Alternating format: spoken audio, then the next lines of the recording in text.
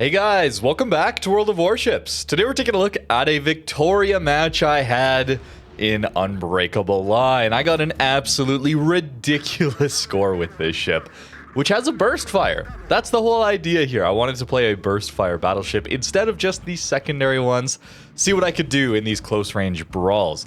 This ship with its burst fire gets pretty massive alpha damage. There is some downsides to bursting with Victoria, but it is very, very nice to have this extra alpha damage anytime someone makes the mistake and goes broadside. And it happens a lot in this game mode, thanks to everyone playing at such close range. Typically, you're going to have a broadside to someone, and Victoria does incredibly well here. If you don't remember this ship, it was offered a little while ago, fall 2024, I think, and it was available for 19,000 doubloons, something like that. Or you could gamble on it, of course, but we haven't seen it come back, unfortunately. This is a ship that I didn't have the best experience, I don't think, in random battles, but in a situation like this, when we're catching so many broadsides, it's very, very fun. And it makes me want a Spanish battleship line. If it's anything like this, a balanced burst fire that has some big downsides, I think it could be a lot of fun. The ship is very tanky bow in. It is basically a Roma at tier 9, a little more range, with the ability to burst out 2 salvos. This burst has a 53-second base reload, which we're trying to get down a little lower with some commander skills, as well as a 25% penalty to your alpha damage. A real downside, longer reload as well as worse damage per shell. That's really cool to me. There's actually downsides to this one, unlike the experimental ships, which I should probably try out in this mode as well. Some of you were saying that in the comments down below on the initial video. Gotta try Viasma, it was working incredibly well for you. So I'll have to give that a go sometime this week. But the Victoria did really well. Very tanky bow-on hull. We do have some issues if we expose our broadside. The Citadel is quite vulnerable here. And then there's also a main battery reload booster. This is a 30-second action time for minus 33% reload speed, which gets us back after our burst. That's kind of the main idea here. Uwami going broadside for us again, and we'll get 1 Citadel there. Unfortunately, not more, but still making it work. And it has a 300-second cooldown on these main battery reload boosters, so you can't use them all that often. But in a game mode like Unbreakable Line, there we go, back turret, best turret, as always, coming up clutch for us. In a game mode like this one, your consumables reset every time you respawn. You don't get more charges, but the cooldown for them is fully done for you, which is really nice for a consumable that has such a long reload. We're going to burst out another salvo into this Andalusia, and we do manage to overmatch through and get some Citadels there. Barely surviving here, but getting a lot of damage. As always, trying to stall out the caps. With this game mode, it really does feel like you have to push, which is cool. I'm having an absolute blast with this game mode. You have to full send and deal with the cap zones, as they can tick up rather quickly for points, and there is no way of removing points from the enemy team's scoreboard. So it is a race to 1,000 points, and a big portion of that comes from holding cap zones for too long. So that's where I'm trying to still isolate some fights, but not entirely leave the cap zone like I have done here. I really should be trying to stay within that zone. You notice the reload feeling quite long, and actually you have worse DPM when you're bursting salvos. I think that's a really good thing, actually, with the Victoria. I think it's really important that there's a downside to packing so much alpha damage into such a short duration, and reducing the overall DPM is a big portion, or it goes a long way to making it feel a little bit more fair. And it does a lot of damage still, obviously. 9 Citadels, 200,000 damage, and we do manage to get the cap zone here.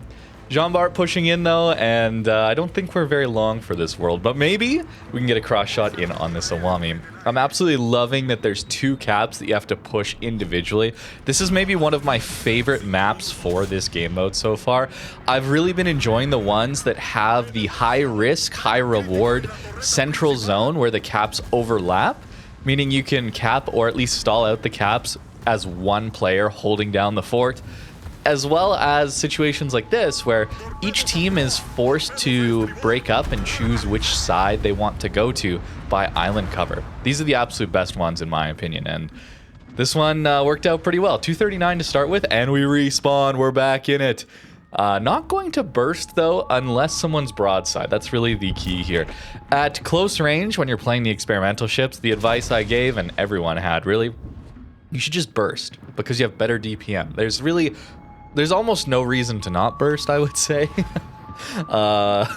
Which is interesting game design. Whereas with Victoria, I think there's very good reasons to not burst. I would only really want to burst if there's someone who is flat broadside and very vulnerable, and I'm thinking I'm not going to get another opportunity like that for quite some time.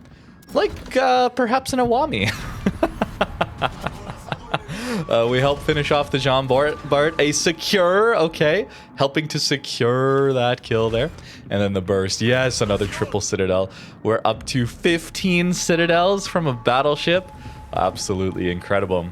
But they're getting control of the B cap, and their points are ticking up. We've been in the lead in this one so far, but they're making a comeback. So we got to be a little bit careful here. Hopefully we finish off the Awami. Not bursting there. Not wanting to waste DPM, and we manage it. After respawning here, you can tell I went for the B cap. I knew we needed to get into that one to stall it out, as they're definitely ticking up points now to catch up with us. But we're about to lose A as well. They've got a stranglehold on these cap zones. So either we continue on into the B cap, or maybe I should be going towards A, as our rune is, well, fighting almost alone and probably going to go down. So we really need to get into A as well. I'm going to continue on to the B cap here. We do have a Pommern to deal with, but between myself and Los Andes, we should be able to take him out relatively quickly, I think, especially Los Andes on his broadside. And meanwhile, trying to help out on the A cap there. Some resets, trying to finish people off. Unfortunate to get so many overpens into a hipper, but that's the turtleback there. We only have the 381mm guns. It's lower caliber for your tier, certainly, as well as less HP. It is a tier 8 pulled up into tier 9 with this gimmick, which I really like. I think it's quite interesting, but also, again, it has downsides. That's what's important. You need weaknesses on these ships if you're going to give them such powerful gimmicks.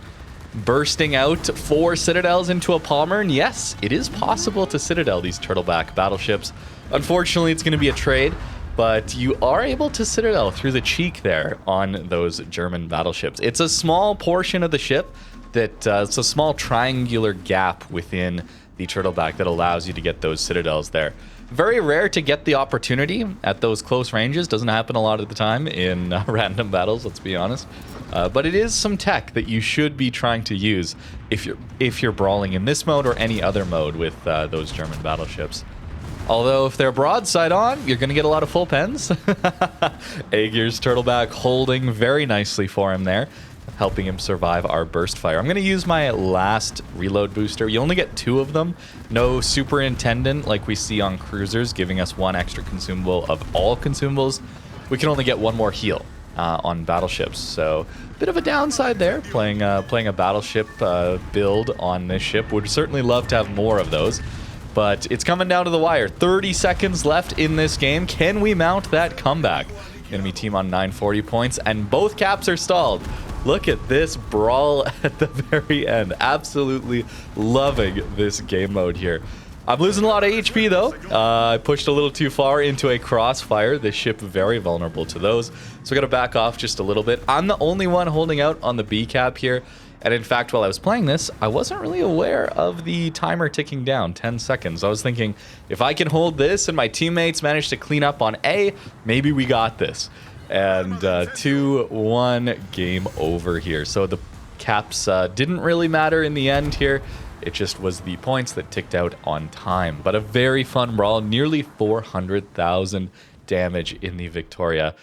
Easily my best game in this ship. It's not random battles, so I wouldn't compare it to random battle scores, but a really fun example. 20 citadels in a battleship, when does that ever happen? Absolutely wild stuff. And a pretty decent profit, even though we lost the game. Really happy that Wargaming allowed so much in-game income for credits, XP, as well as farming out some of your dockyard missions to be available here. Really, really nice to see that.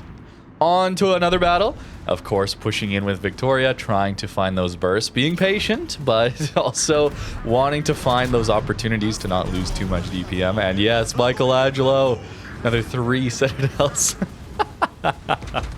Battleships with a burst, man. I gotta say, the Spanish line could be really fun.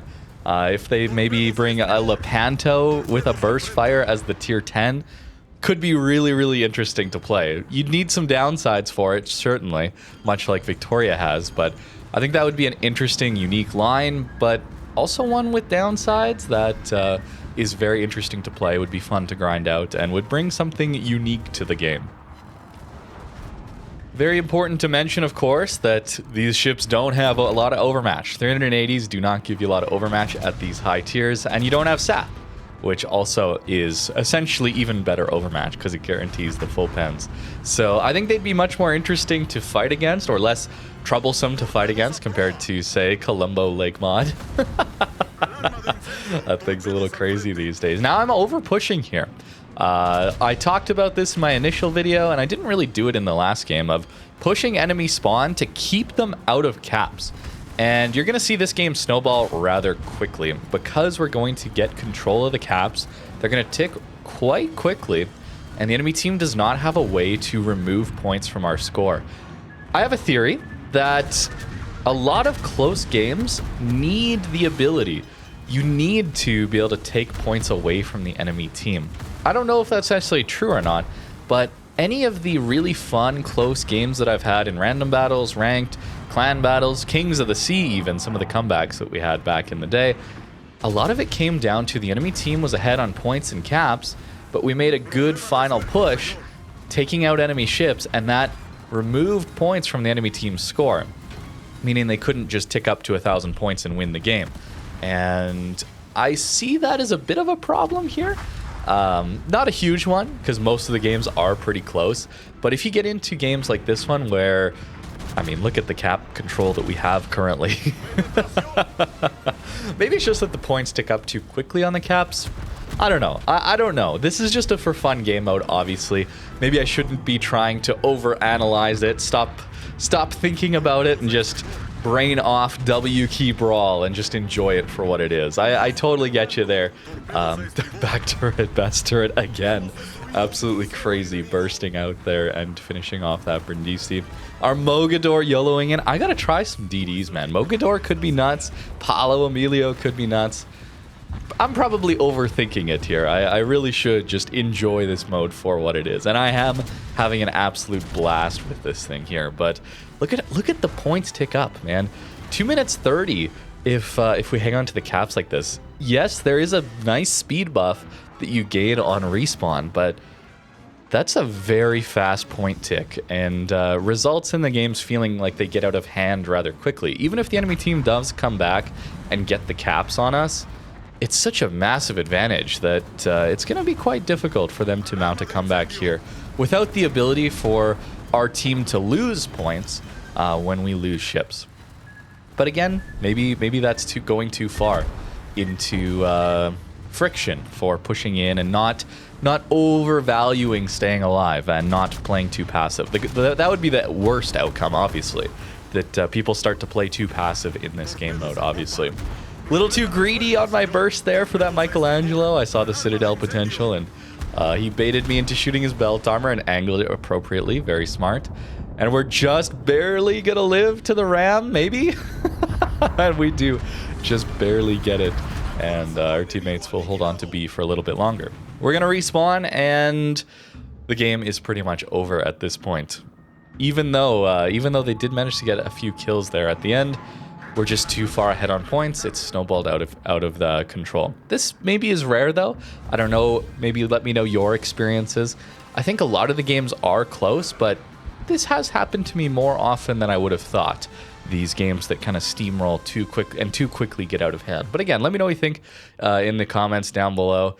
And it really is just a fun mode for a little bit, and I shouldn't be over-analyzing it. Just enjoy it while it's here. It's advice to myself, most of all. And while it's very fun to play a ship like this one with a burst and have an absolute monster of a game like that, I still think ships with a hydro and some torpedoes for those close range situations are very, very important. The secondaries here really don't do anything for the build, but give us better reload. That's the whole point of taking long range secondaries. And I really went all in on offensive capability, and probably you should too. The respawning means this other stuff, concealment, fire, it's all less important because you just come back into the fight, hopefully quickly enough. And full reload here means our burst fire isn't quite as penalizing for nearly a minute reload on that burst. Normally, if we get some fires on us, we're in secondary range, close quarters combat, helps us out a ton there as well. But it's expensive to change your builds up all the time. I totally get that. So standard builds will more than work. But if you're thinking about respecking, or you have a commander to move around on some premiums, that kind of thing, the full send brawler build could be very interesting. And obviously going main batter here probably should go consumables or even torp lookout system to eat less torpedoes here. No hydro would probably have been even better for me. But Victoria, lots of fun, surprisingly. Or maybe not surprisingly, depending on your perspective. But nice armor here when you're angled, when you're broadside. Yeah. Yeah, that is a very vulnerable broadside. And sure, it is spaced, but it's not angled spaced like we see on those Pan American battleships. This one is quite vulnerable to its broadside, and we need more like that. That's good design. You're rewarded for angling, you're punished for positioning poorly, and the guns are similar. They don't have the overmatch, but they do have consistency through the burst into enemy broadsides. Really like design like this, and would love to see a Spanish battleship line at some point, if it's anything at all like this. But absolutely wild game to have there in Unbreakable line. Nearly 400k out of a Victoria. Did not see that one coming, and I hope you guys enjoyed this video. Thank you very much for watching, and have a great rest of your day.